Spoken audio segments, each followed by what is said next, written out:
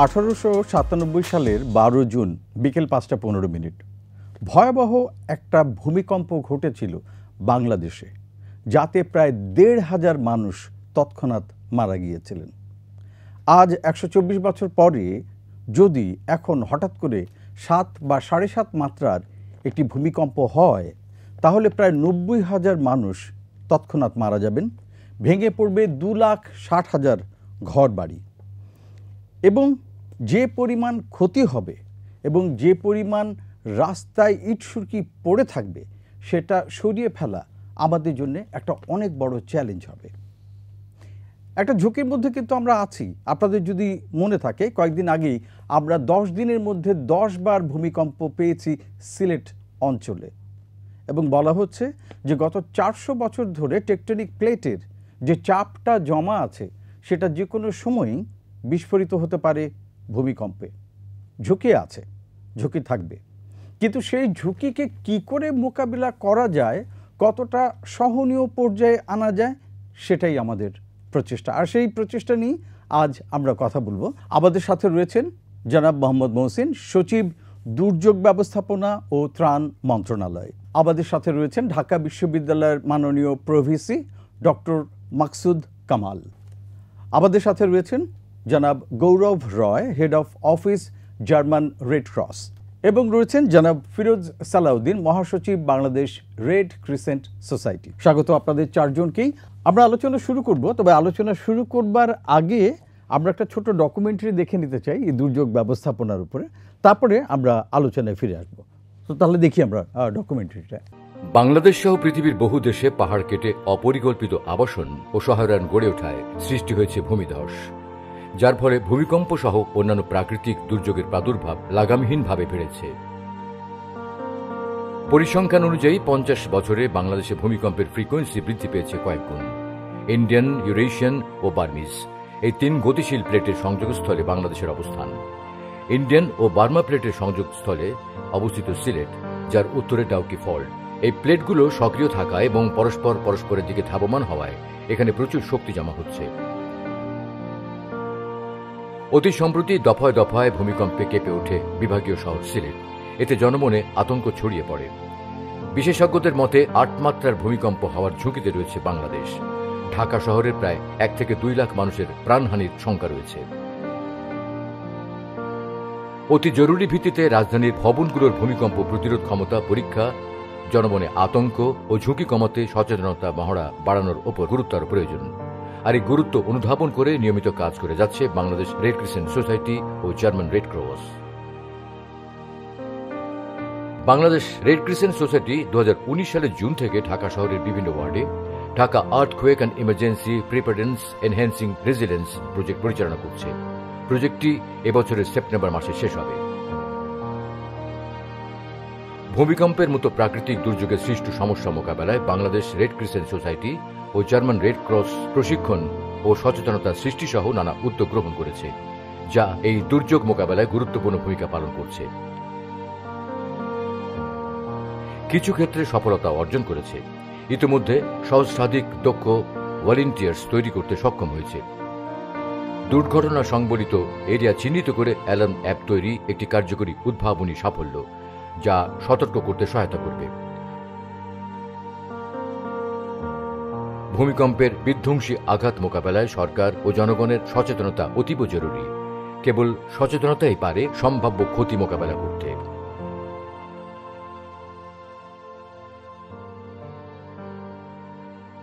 যে তথ্যচিত্রটি দেখলাম, তাতে কিন্তু ভূমিকম্পের একটা ভয়াবহতা আমাদের চোখের সামনে ফুটে উঠেছে। এই ভয়াবহতা নিরসনে এবং এই যে দুর্যোগটি হতে পারে, সেটি কি করে আমরা মোকাবেলা করতে পারি, আমাদের সক্ষমতা কতখানি, সেটা নিয়ে জানতে চাইব আমাদের সচিব, দুর্যোগ ব্যবস্থাপনা ও ত্রাণ মন্ত্রণালয়ের জনাব মোহাম্মদ মহসিনের কাছে। স্যার, আমাদের প্রস্তুতির ব্যাপারে যদি বলতেন কিছু। ভূমিকম্পর বিষয়টায় অন্য যে কোনো দুর্যোগের চেয়ে এটার ভিন্নতার, যেমন ধরেন সাইক্লোন, বন্যা, এগুলোর আমরা আগাম একটা সতর্কবার্তা পাই, কিন্তু ভূমিকম্পের ক্ষেত্রে সেটা নয়। তারপরেও কিন্তু পৃথিবীর বিভিন্ন দেশ ভূমিকম্পে ক্ষয়ক্ষতির জন্য তারা কাজ করে যাচ্ছে এবং অনেক সাফল্য। সেই সুবাদে আমাদের যদি কথা বলি, আমাদের বেশ কয়েক বছর ধরে এই ভূমিকম্পটাকে গুরুত্ব দেওয়া হয়েছে এবং আমাদের যে আদেশাবলীর দিয়ে বাংলাদেশে ভূমিকম্প অথবা দুর্যোগ ব্যবস্থাপনা করা হয়, যেটা এসওডি বলা হয়, সেখানে যথেষ্ট গুরুত্ব দেওয়া হয়েছে। সেই সুবাদেই সরকার কতটা সজাগ এ ব্যাপার আমি একটা উদাহরণ দিচ্ছি। এই কোভিড চলাকালীন গত এই কয়েক মাস আগে 2300 কোটি টাকার রেভিনিউ খাতের একটি প্রকল্প একনেকে মাননীয় প্রধানমন্ত্রী সেটা অনুমোদন দিয়েছে। সেই 2300 কোটি টাকায় কোভিড চলাকালীন সময় এবং জিওবির, এটা কিন্তু একটা বিশাল, এই পুরো টাকাটা দিয়ে, পুরো অর্থ দিয়েই এই উদ্ধার যন্ত্রপাতি কেনা হবে। এটা হলো একটা দৃশ্য। আরেকটি প্রেক্ষাপট হলো যে মানুষকে সচেতন করা। আপনি যদি লক্ষ্য করেন, আজকে থেকে বেশ কয়েক বছর আগেও মানুষ যখন একটা ফ্ল্যাট কিনতো তখন কিন্তু এতটা চিন্তা করতো না। এখন দেখেন ওই কোম্পানিগুলো যখন, ডেভেলপাররা যখন একটা অ্যাড দেয় অথবা একজন যিনি কিনবেন তার সাথে কথা বলেন, প্রথমেই কিন্তু এই জিনিসগুলো তারা উল্লেখ করেন যে ভূমিকম্প সহনীয় কিনা। পাশাপাশি আমি যে আরও বলি, একটা রোডের যদি আপনার অ্যাড দেওয়া হয় সেখানেও কিন্তু বলে যেটা ভূমিকম্প সহনশীল। এবং এখানে সরকার এবং জনগণ সবাইকে মিলেই কিন্তু কাজটা করতে হবে এবং সচেতনতা গ্রো করতে হবে, সেটা হচ্ছে। তারপর আরেকটি বিষয় এখানে অত্যন্ত গুরুত্বপূর্ণ, আমাদের বিল্ডিং কোড। আমরা অত্যন্ত আনন্দিত যে বিল্ডিং কোডটা অনুমোদিত হয়েছে।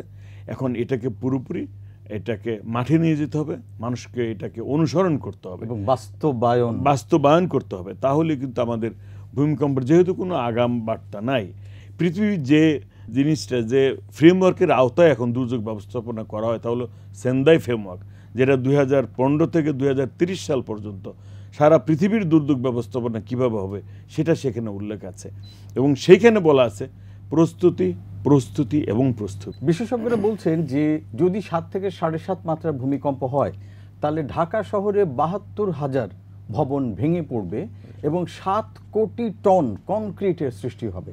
তো এত কনক্রিট সরানোর মতন বা সেটা ব্যবস্থাপনা করার ক্ষেত্রে আমরা কতখানি এগোচ্ছি? 7 রেক্টার স্কেল যদি হয়, এটা আসলে কত দূরে হবে, কোথায় হবে, এটার এপিসেন্টারটা কোথায়, এটা কিন্তু ইম্পর্টেন্ট। এবং এটা আপনার ল্যান্ড লেভেল থেকে কতটা নিচে হচ্ছে, এগুলো এখানে আমাদের অধ্যাপক জনাব মাকসুদ কামাল সাহেব আছেন, উনি নিশ্চয়ই আরও বলবেন। অতএব সেগুলোর উপর ভিত্তি করে এই যে 72,000, হ্যাঁ এই বিল্ডিংগুলো, এই ভবনগুলোর হয়তো অনেক দিন হয়ে গেছে, 72,000 সবই কিন্তু একসাথে এখান থেকে একেবারে ভেঙে ফেলতেও বিষয়টি এরকম নয়।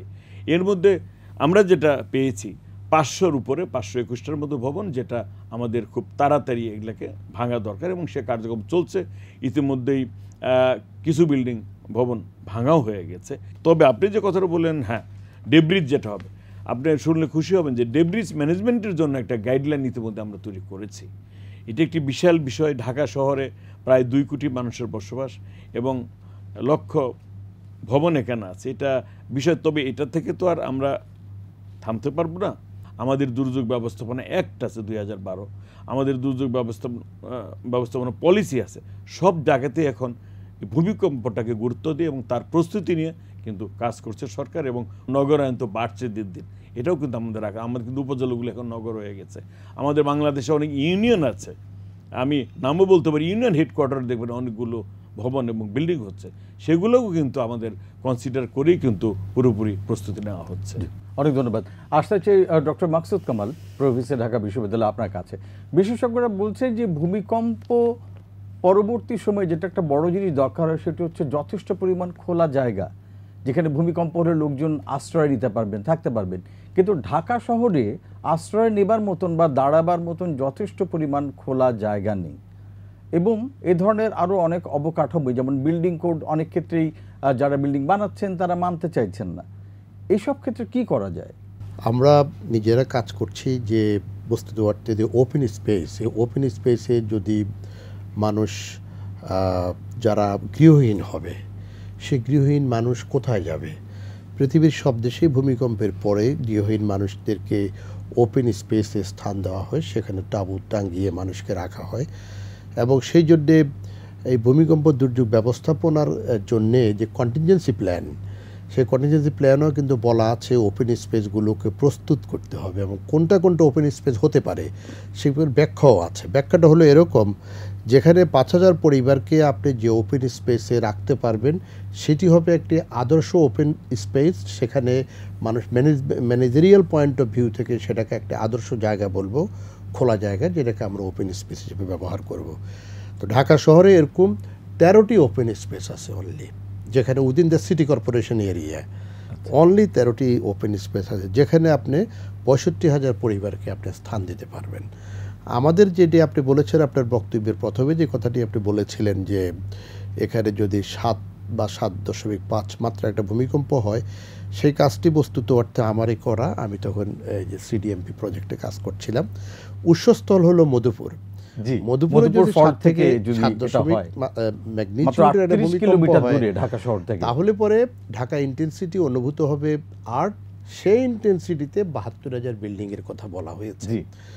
তো সে ধরনের ঘটনা যদি ঘটে তাহলে যে পরিমাণ মানুষ গৃহহীন হবে, এর মধ্যে 9 লক্ষ মানুষকে কিন্তু শহরের ওপেন স্পেসে জায়গা দেওয়ারই আমাদের স্পেস, তাদেরকে শহর থেকে বাইরে নিয়ে দিতে হবে অথবা আত্মীয় স্বজন যেভাবে হোক সেখানে থাকতে হবে।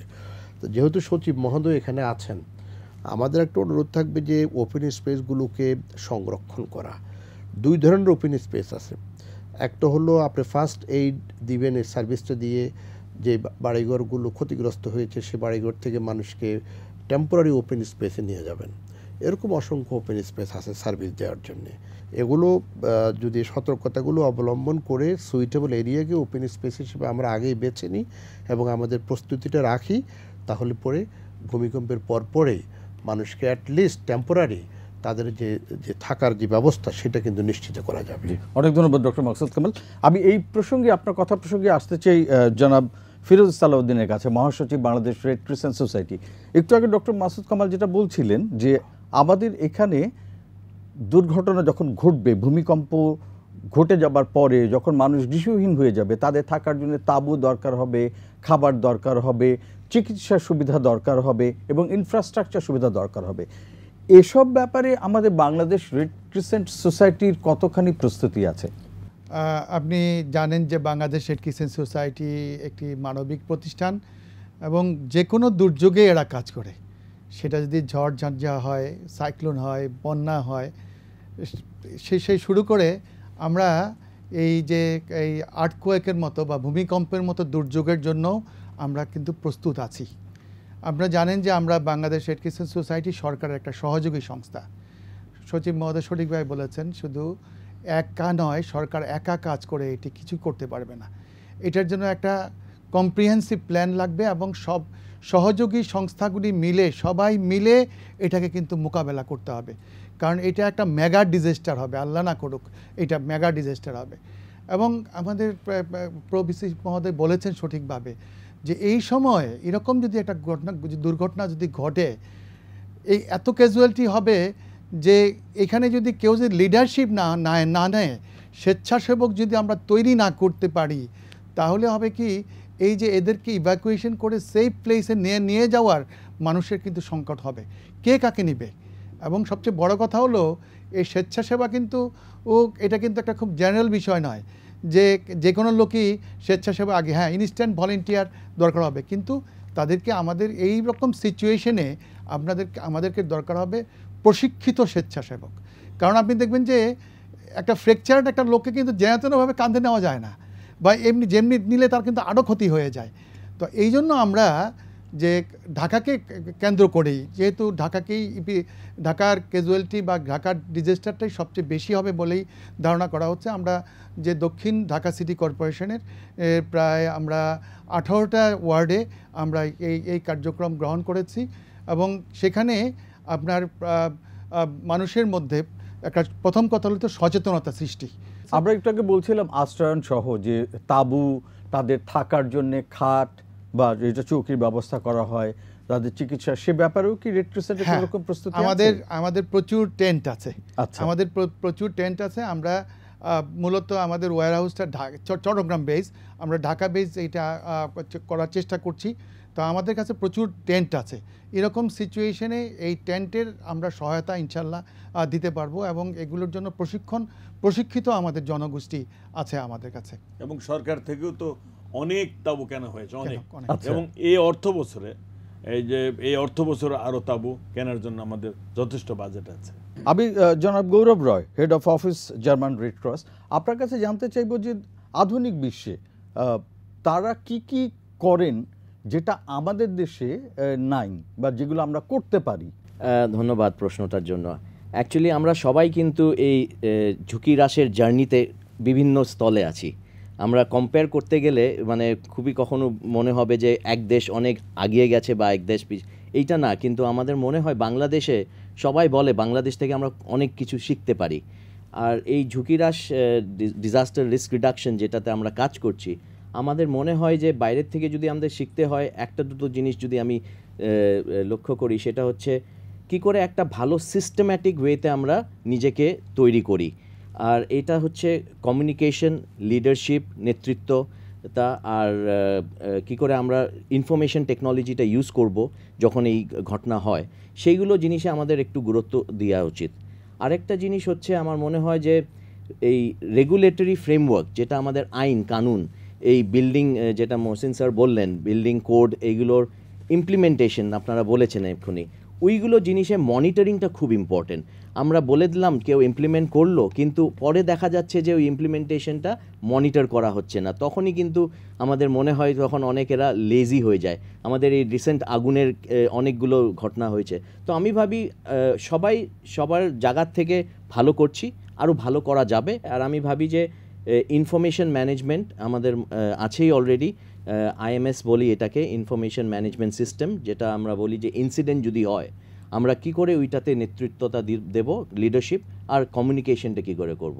এখানে একটাই উদাহরণ দিতে চাচ্ছি আমি, বাইরের দেশগুলোতে কিন্তু অনেক আধুনিকভাবে ওরা চিন্তা করে যে আমরা পরবর্তীতে কি করব সেটা না ভেবে আগের থেকে কি করব, আর ওই সিনারিও বিল্ডিংটা মেন্টালি হয় আজকাল।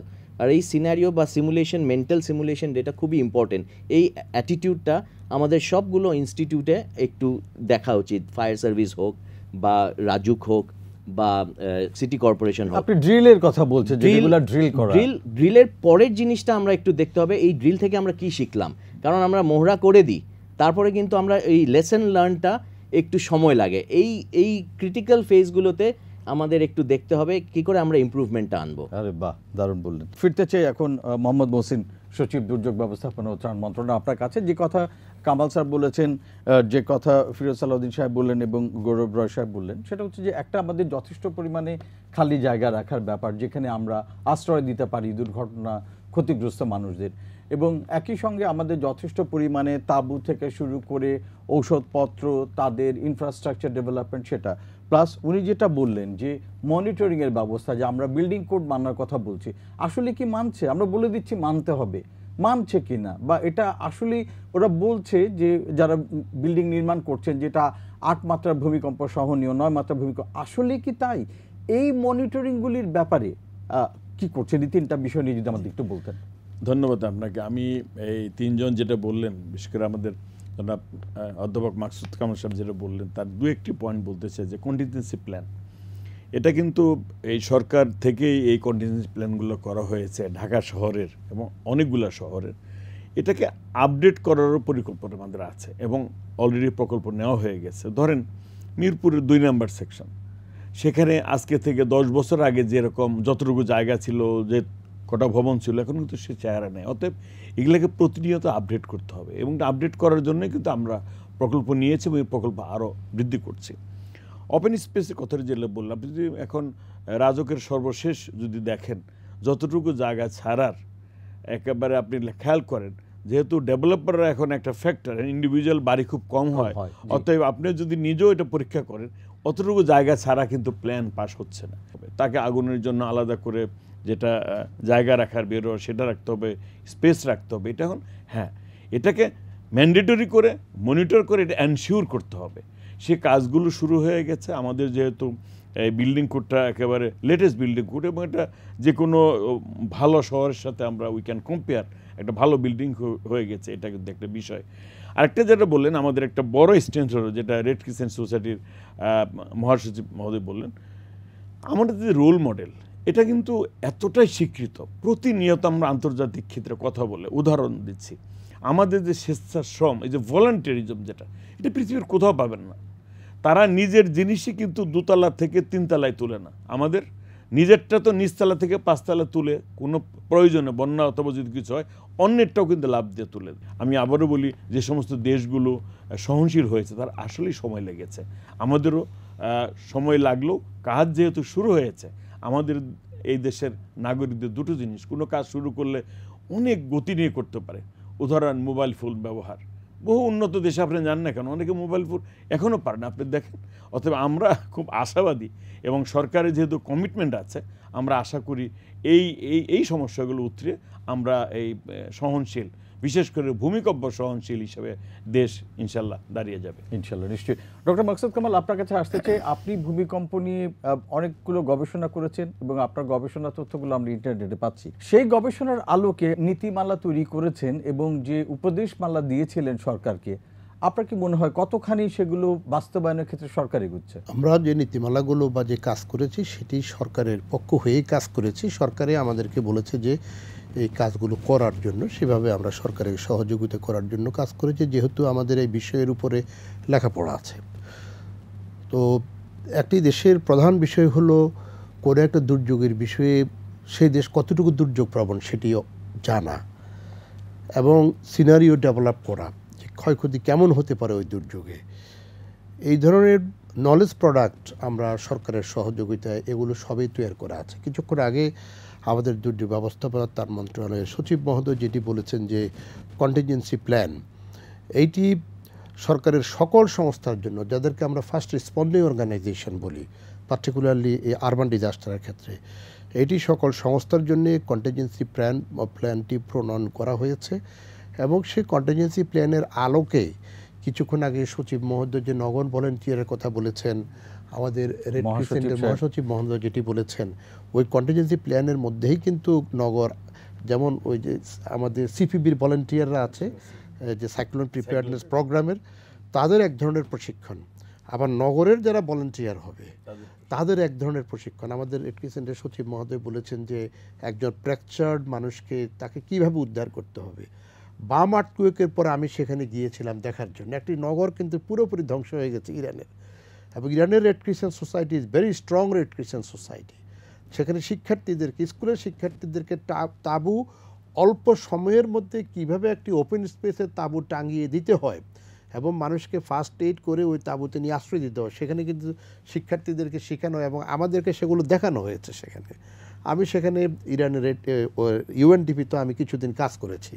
আমাদেরকে যখন প্রোঅ্যাক্টিভ ডিজাস্টার ম্যানেজমেন্টের কথা বলি, তখন আমাদেরকে এই যে ইন্টারনাল যে management within the country, organization কোন অর্গানাইজেশন কোথায় থাকলে পরে অপটিমাম রেজাল্ট আমরা সেই অর্গানাইজেশন থেকে পাবো, সেই ধরনের ব্যবস্থাপনার দিকেও আমাদের যাওয়া দরকার। নগর দুর্যোগ ব্যবস্থাপনার এইটি হলো ইনসিডেন্ট কমান্ড সিস্টেম, যেটি সেটিকে যদি সঠিকভাবে, যেটা লিডারশিপের কথাটা আমাদের গৌরব সাহেব বলছেন, যেটা বলেছেন যে এইটি যদি লিডারশিপ যদি নগর দুর্যোগ ব্যবস্থাপনা না থাকে, আপনার যতই ইকুইপমেন্ট যতই থাকুক, কিন্তু যদি লিডারশিপ না থাকে নগর দুর্যোগ ব্যবস্থাপনা কিন্তু ভেঙে পড়বেই। সেই জন্য আমাদের এই লিডারশিপের জায়গাটিকে অ্যাড্রেস করতে হলে পরে সমন্বিত যে ব্যবস্থাপনা, এটি দুর্যোগ ব্যবস্থাপনা মন্ত্রণালয়ের এই প্রস্তাবনাকে আপনারা সরকারকে দিচ্ছেন যে এই ফায়ার সার্ভিস ডিপার্টমেন্টকে দুর্যোগ ব্যবস্থাপনা মন্ত্রণালয়, অনেক দিন থেকে সিভিল সোসাইটি থেকেও এটি বলা হয়েছে। আমার মনে হয় মন্ত্রণালয়ের গুলোর মধ্যেও এটি নিয়ে আলোচনা হয়েছে। আচ্ছা, আমি যতদূর শুনেছি সরকারের সর্বোচ্চ পর্যায় থেকেও এরকম একটি চিন্তাভাবনা আছে। আচ্ছা, এখন এটা যদি বাস্তবায়িত হয় তাহলে দেশ উপকৃত হবে। নিশ্চয়ই। অনেক ধন্যবাদ ডক্টর মাকসুদ কামাল। খুব আমি আসতে চাই এবারে জনাব ফিরোজ সালাউদ্দিন সাহেবের কাছে। বাংলাদেশ রেড ক্রিসেন্ট সোসাইটি আর কি কি পেলে আপনি মনে করেন যে কন্টিনজেন্সি প্ল্যানের কথা আলাপ হয়েছে, প্রস্তুতির কথা আলাপ হয়েছে, সচেতনতার কথা আলাপ হয়েছে, এই সব কিছুতে বাংলাদেশ রেড ক্রিসেন্ট সোসাইটি আরও অবদান রাখতে পারে? আপনারা আর কি কি চাচ্ছেন, আর কি কি বলে ভালো হয়? আমরা আসলে একটা ভলেন্টিয়ার বেসড অর্গানাইজেশন, আমাদের সবচেয়ে বড় শক্তি হলো ভলেন্টিয়ার। আমাদের ইকুইপমেন্ট দরকার, আধুনিক ইকুইপমেন্ট দরকার। আমরা ত্রাণ এবং পুনর্বাসন কি মন্ত্রণালয় ধরনের ইকুইপমেন্টের কথা বলছেন? ওই যে সার্চ এবং রেস্কিউর উপরে দরকার বেশি, কারণ তখন তো আপনার রেস্কিউর জন্য এবং সার্চের জন্য দরকার হবে, এবং আমরা সহযোগী হিসাবে আমরা ফায়ার সার্ভিসের সাথে একযোগে কাজ করব। তো সুতরাং এই ধরনের এই ফায়ার এবং রেস্কিউতে যা দরকার হবে তা এই ধরনের যন্ত্রপাতি দরকার হবে। আর সবচেয়ে বড় দরকার হবে আমাদের এই ভলেন্টিয়ারদেরকে আরও আধুনিকভাবে ট্রেন্ড আপ করা। এই ট্রেন্ড আপ, যতই ট্রেনিং পাবে তারা কিন্তু ততই বেশি শক্তিশালী হবে। আমরা কিন্তু এই 4000 ভলেন্টিয়ারকে শুধু প্রোটেক্টিভ যে ইনস্ট্রুমেন্ট বা তাদেরকে মেজার্স নেই, সাথে তাদেরকে প্রত্যেকের লাইফ ইন্স্যুরেন্স করে দিয়েছি। যদি কেউ হাসপাতালে যদি যায় তাকে যেন সেই অর্থটা যেন সে পায়, সে যদি আল্লাহ না করে কোনো ক্যাজুয়ালিটি কোনো কিছু হয়, তার যেন পরিবার যেন সেই ক্ষতিটা পোষায় নিতে পারে, সেই ধরনের কিছু আমরা করছি। অনেক ধন্যবাদ। জনাব Gaurav Roy, head of office German Red Cross, আপনার কাছে জানতে চাইব যে যেভাবে বাংলাদেশ সরকার বর্তমানে এগোচ্ছে, অনেকগুলো নীতিমালা তৈরি হচ্ছে, বিল্ডিং কোড নীতিমালা তৈরি হচ্ছে, ভূমিকম্প নীতিমালা তৈরি করা হয়েছে, কন্টিনজেন্সি প্ল্যান করা হয়েছে, অনেকগুলো কাজ কিন্তু এরই মধ্যে হয়ে গেছে, যেটা আমাদের ডক্টর মাকসুদ কামাল সাহেব বললেন, মাননীয় সচিব সাহেব আমাদের জানালেন। আমরা কি ঠিক পথে এগোচ্ছি? আমি মনে করি আমরা খুব ভালো পথে এগোচ্ছি। আর এইটা বলার একমাত্র কারণ হচ্ছে যে বাংলাদেশের যেটা স্ট্যাটাস আর যেটা স্টেচার ইন্টারন্যাশনাল ফিল্ডে, অনেকেরা কিন্তু বলে কি বাংলাদেশ থেকে আমরা কি শিখতে পারবো। আর এই রিভার্স মানে ইন্টেলিজেন্সটা যেটা আমরা দিতে পারি ওয়ার্ল্ডকে, সেটা অবশ্যই আমরা আই থিঙ্ক কারেক্ট রাইট পথে আছি। কিন্তু আমি মনে করি এখানে এই স্পিড ট্রান্সফরমেশনটা অতি তাড়াতাড়ি দরকার, কারণ স্পিডটা না থাকলে কি হয়, এই র্যাডিক্যাল চেঞ্জগুলো আসতে পারে না। আর এখনই অপরচুনিটি, আমরা জানি যে এতগুলো ভূমিকম্প হচ্ছে, আপনি বললেন ইন্ট্রোডাকশনে, আর আমরা জানি এতগুলো ফায়ার ইনসিডেন্ট হচ্ছে। এইগুলোর থেকেই আমরা কিন্তু তাড়াতাড়ি এইগুলো জিনিস যেগুলো ল পাস করা হয়েছে, যেগুলো ইমপ্লিমেন্টেশন করা হচ্ছে, আমি মনে করি যে এগুলো জিনিস আমাদের আরও এনহ্যান্স করা উচিত যাতে আমরা প্রোগ্রেস করতে পারি। তো আমি ভাবি যে প্রাইভেট সেক্টরে যেটা রোল সেটা খুবই ইম্পর্ট্যান্ট আর ক্রিটিক্যাল। আর আমি মনে করি যে বাংলাদেশ একটা রাইট পথে যাচ্ছে, কিন্তু এই পথটাতে যাওয়ার জন্য মহসিন স্যারও বললো যে সেন্ডাই ফ্রেমওয়ার্ক, যেটা আমরা অবভিয়াসলি গ্লোবাল ডকুমেন্ট, এটার সঙ্গে কিন্তু আরেকটা ডকুমেন্ট যেটা বাংলাদেশ অবভিয়াসলি ফলো করছে সেটা হচ্ছে SDGs, the sustainable development goal. এখানে কিন্তু বলা আছে সাস্টেনেবল কমিউনিটিজ অ্যান্ড সিটিজ, এইটা একটা ইন্ডিকেটর যে আমরা আগাচ্ছি আর ওই ডাইরেকশনেই আগাচ্ছি। একটা কথা গৌরব সাহেব একটু আগে বললেন যেটা দারুণ ছিল, সেটা হচ্ছে যে যখন কোনো একটা বিল্ডিং তৈরি করা হয়, এখন যখন ব্যাংকগুলো বিল্ডিংটা তৈরির জন্য লোন দেয়, তারা যদি দেখে নেয় যে এটি রাজুক কর্তৃক সমস্ত সার্টিফিকেশন আছে কিনা, ভূমিকম্প সহায়ক সার্টিফিকেশন এর আছে কিনা, এগুলো দেখে যদি ব্যাংকগুলো লোন দেয়, তাহলেও কিন্তু একটা চেক অ্যান্ড ব্যালেন্স তৈরি হয় প্রাইভেট সেক্টরেও। আগামীতে কোনো একবার আপনাদের সাথে আবারও আলাপ করব এবং আমরা জানবো যে দুর্যোগ ব্যবস্থাপনায় আমরা আরও কতটুকু এগোলাম। ভালো থাকবেন, সাবধানে থাকবেন, নিরাপদে থাকবেন। খোদা হাফেজ।